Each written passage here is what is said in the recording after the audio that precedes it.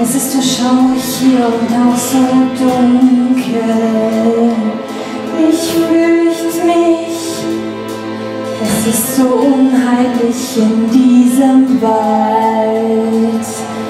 Ich fürchte mich, gruselig und düster ist es hier und es wird kalt.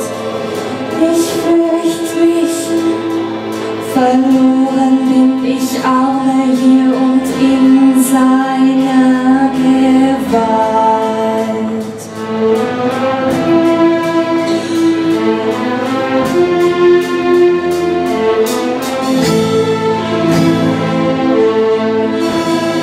Komm, weiter!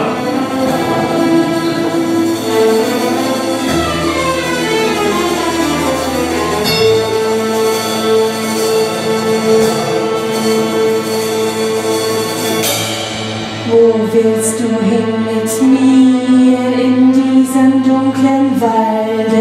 Ich folge zitternd dir von Baum zu Baum. Ich fürchte mich der Schrecken, der sich hier für mich zusammenballte.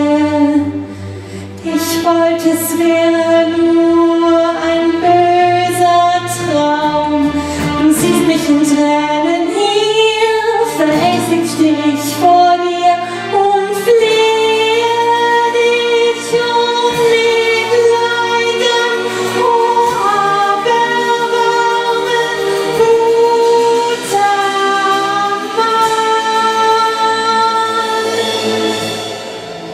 Ich fürchte mich.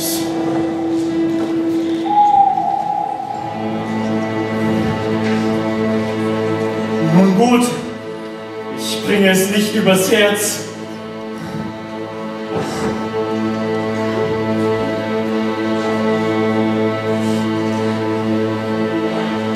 Sei bedankt, du guter Mann. Es wird bestimmt vergolten dir.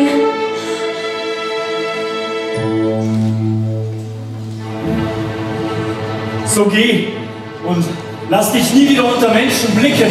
Es wäre unser beider Tod.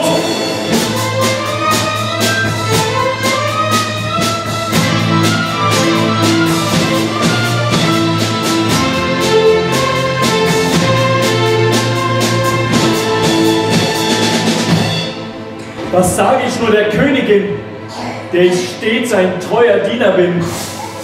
Ich sollte der Herrin zum Beweis Lunge und Leber bringen. O weh, o Not.